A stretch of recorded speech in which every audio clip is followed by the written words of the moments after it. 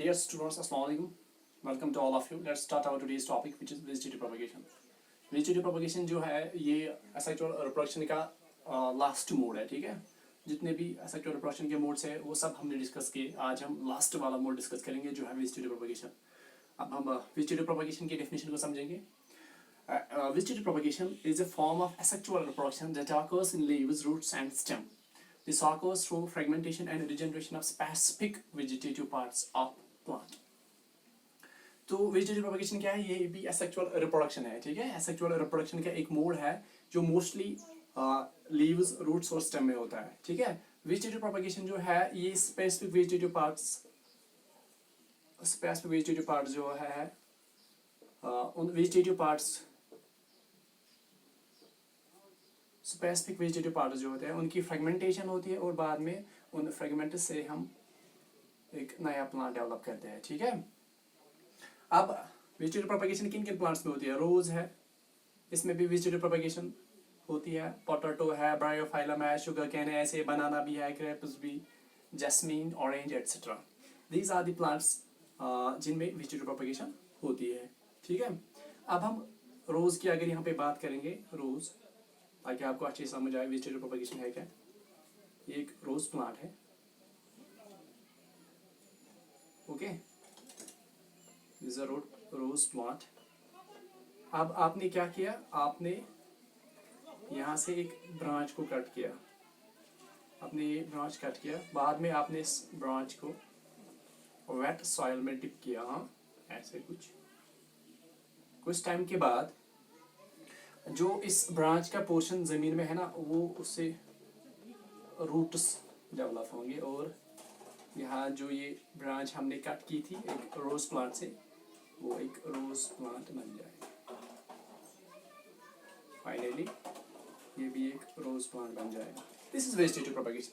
Vegetative propagation का simple, अगर आप सिंपल में समझना चाहेंगे, हम वेजिटेटिव पार्ट से एक नया प्लांट डेवलप करते हैं, ठीक है। वो वेजिटेटिव पार्ट स्टेम भी हो सकता है, रूट भी हो सकता है, या फिर लीव्स भी हो सकते हैं, ठीक है। वेजिटेटिव रोज में होता है। ऐसे ही पोटैटो, अगर पोटैटो की बात की जाए, अगर आप एक ओल्ड पोटैटो देखेंगे जो घर में बहुत टाइम से पड़ा है, आप एक भी ऑब्जर्व किया होगा, उस पोटैटो पे ऐसे कुछ होते हैं बड्स, जिन्हें हम बड्स का नाम देते हैं या फिर आइज भी बोल सकते हैं, ठीक है। आइज, पोटैटो आइज या पोटैटो बड्स, हाँ पोटैटो बड्स। डियर स्टूडेंट्स, अगर हम इस पोटैटो को सॉइल में डालेंगे, ठीक है, तो इन आइज से एक नया पोटैटो प्लांट डेवलप होगा। This is also vegetative propagation. ऐसे ही एक ब्रायोफाइलम के जो लीव्स होते हैं उनके मार्जिन्स पे बड्स डेवलप होते हैं। क्या होते हैं? बड्स। बाद में ये बड्स जो है ये डिटैच होके एक नया प्लांट डेवलप करते हैं, ठीक है। ऐसे ही शुगर में कैन में भी होता है, banana, grapes, jasmine, orange etcetera. Mostly जो वेजिटेटिव प्रोपगेशन है ये हम उन प्लांट्स में यूज करते हैं जिनके सीड्स वायबल नहीं होते हैं, ठीक है। ऐसे जैसे बनाना है, बनाना की जो सीड्स है उन सीड्स से हम एक नया बनाना प्लांट नहीं बना सकते, इसलिए हम इस मेथड की ओर जा रहे हैं, वेजिटेटिव प्रोपगेशन। अब जो ये वेजिटेटिव प्रोपगेशन है ना बेटा, ये दो टाइप्स की होती है। एक है artificial vegetative propagation and second जो टाइप है वो है नेचुरल वेजिटेटिव प्रोपगेशन। आर्टिफिशियल में क्या होता है? आर्टिफिशियल में ह्यूमन इंटरवेंशन से हम एक नया प्लांट वेजिटेटिव प्रोपगेशन के थ्रू डेवलप करते हैं। और ये जो आर्टिफिशियल वेजिटेटिव प्रोपगेशन है ये हम कटिंग, लेयरिंग और ग्राफ्टिंग के थ्रू करते हैं। अब हम आपको समझाएंगे कि ये जो कटिंग है, कटिंग में क्या होता है। बेसिकली हम कटिंग में क्या करते हैं, एक ब्रांच को कट करेंगे, ठीक है, और उससे हम एक नया प्लांट डेवलप करेंगे। ऐसे स्टेम भी कट कर सकते हैं, ठीक है। आप कटिंग तो एक ब्लेड से भी कर सकते हैं, जैसे मैंने यहाँ पे रोज प्लांट में एक ब्रांच कट की थी, तो सिंपल है। कटिंग में हम कट करते हैं किसी पार्ट को, हाँ वेजिटेटिव पार्ट को है, जिस वेजिटेटिव पार्ट से फाइनली हम एक नया प्लांट डेवलप करते हैं। अब लेयरिंग की बात अगर की जाए, लेयरिंग, यहाँ पे एक बड़ा प्लांट है, इसके ब्रांचेस है,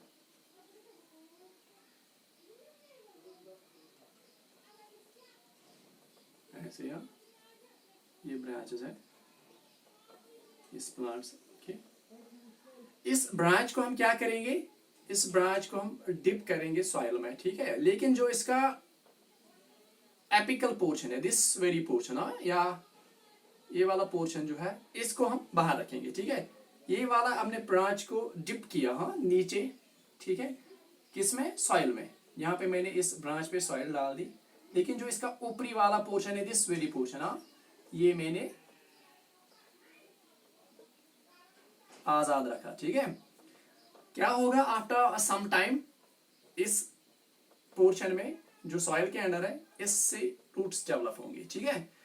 उसके बाद हम क्या करते हैं, ये जो पोर्शन जो मेन प्लांट से कनेक्टेड है, इसको हम यहाँ से कट करेंगे, क्या करेंगे, कट। और ये जो प्लांट है, ये वाला पोर्शन, ये एक इंडिपेंडेंट प्लांट बन जाएगा, क्या बनेगा, इंडिपेंडेंट प्लांट, इंडिपेंडेंट प्लांट, हाँ, ठीक है। सो दिस इज लेयरिंग, ये लेयरिंग, हाँ, इसमें हम ब्रांच को क्या कहते हैं, जमीन तक ले आते हैं, ठीक है, सरफेस तक ले आते हैं, और इसका ऊपरी पोर्शन हम आजाद रखते हैं, और जो पोर्शन बाकी है उसको हम सॉइल के अंदर फंसाते हैं, ऊपर से सॉइल डालते हैं, फाइनली यहाँ से रूट्स जब डेवलप होंगे, हाँ, तो इस वाले पोर्शन को यहाँ से कट करेंगे और ये इंडिपेंडेंट प्लांट बन जाएगा। उसके बाद आते हैं हम ग्राफ्टिंग पे। ग्राफ्टिंग क्या है,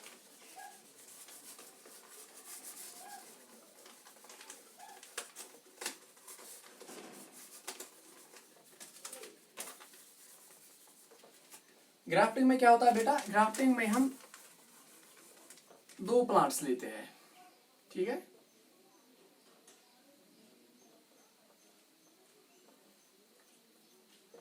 ठीक है, और इनके जो स्टेम्स होते हैं, ये एक प्लांट है, दूसरा प्लांट मैंने लाया, इसका ये एक दूसरा प्लांट है, इसकी यहाँ से ब्रांच से, इस ब्रांच को मैंने कट कर दिया, ठीक है। फिर इस ब्रांच को मैंने इस स्टेम में एक वी शेप नॉच बना दिया यहाँ पे, और इस वाली ब्रांच को मैंने यहाँ पे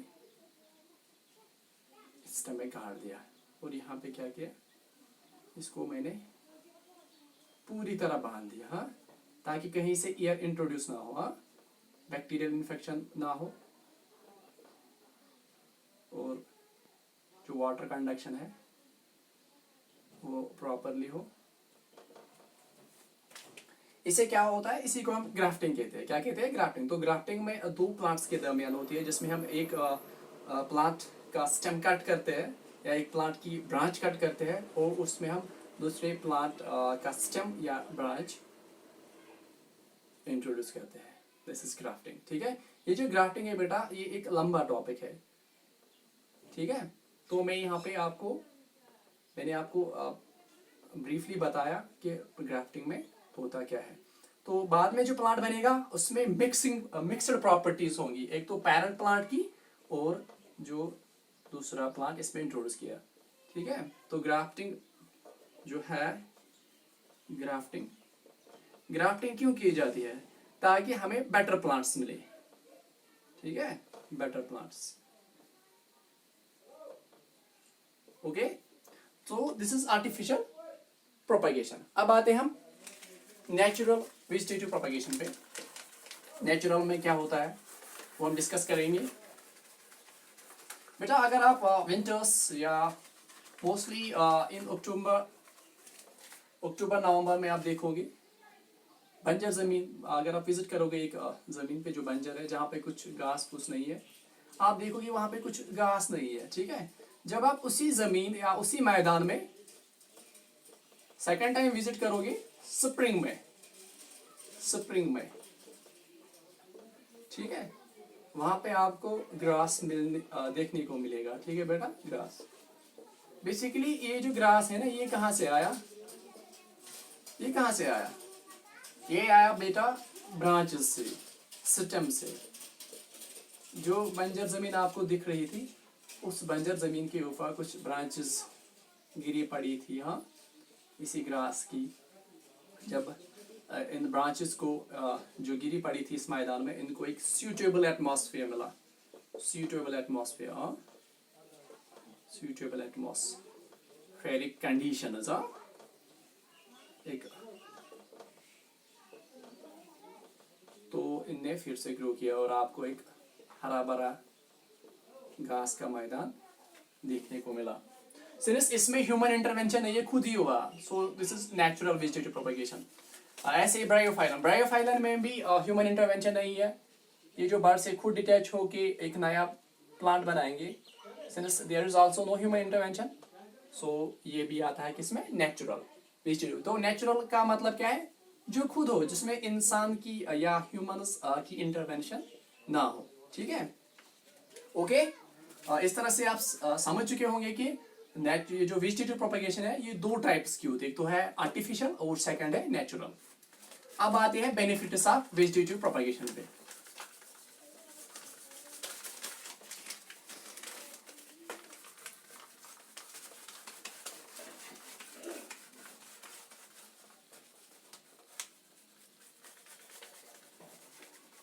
बेनिफिट्स ऑफ वेजिटेटिव प्रोपगेशन पे आते हैं बेटा।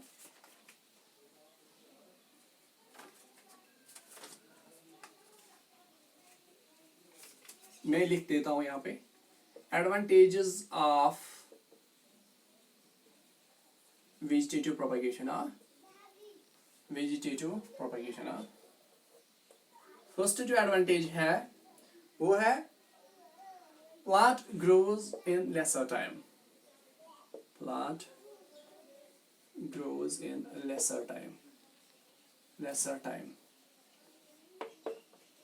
अगर आप देखोगे, जब हम सीड्स के थ्रू प्लांट को डेवलप करते हैं, हम सीड्स को पहले सो करेंगे, ठीक है, फिर जो बेबी प्लांट है वो डोर्मेंसी से जाके एक नया प्लांट बनाएगा, फिर वो प्लांट बड़ा होगा। तो ये एक टाइम कंज्यूमिंग प्रोसेस है, जिसमें बहुत ज्यादा टाइम लगता है। लेकिन यहाँ पे आप क्या देखोगे, सिंस सीड का इस्तेमाल नहीं है, हम ब्रांचेस को डायरेक्टली जमीन में गाड़ते हैं, जो बाद में एक नया प्लांट बनती है। तो ये जो वेजिटेटिव प्रोपगेशन सबसे जो पहला बेनिफिट है, इसका एडवांटेज है, वो है plant grows in lesser time. ठीक है, इसके बाद आते हैं सेकंड एडवांटेज पे। सेकंड एडवांटेज ये है, new grown plants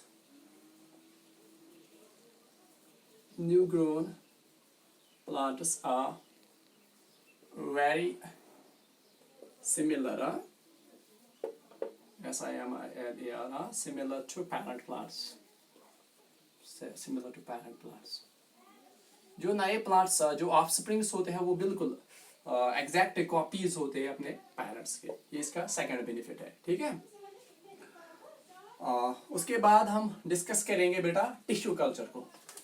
tissue culture कोई नया तरीका नहीं है, ये कोई नया मोड नहीं है सेक्सुअल रिप्रोडक्शन का, बल्कि ये एडवांस्ड वर्जन है वेजिटेटिव प्रोपगेशन का। ठीक है, आप ध्यान रखिएगा। टिश्यू कल्चर, ये सारे मेरे एक ही टॉपिक में डिस्कस करने हैं, टिश्यू कल्चर, अदरवाइज ये बहुत लेंथी हो जाएगा। टिश्यू कल्चर क्या है? Advanced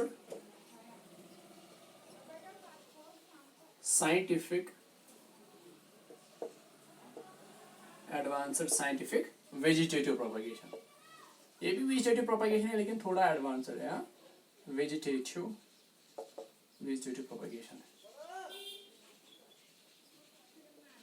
propagation GATION propagation. Advanced scientific पहला पॉइंट है, ये भी वेजिटेटिव प्रोपगेशन लेकिन एडवांस्ड है। तो इसमें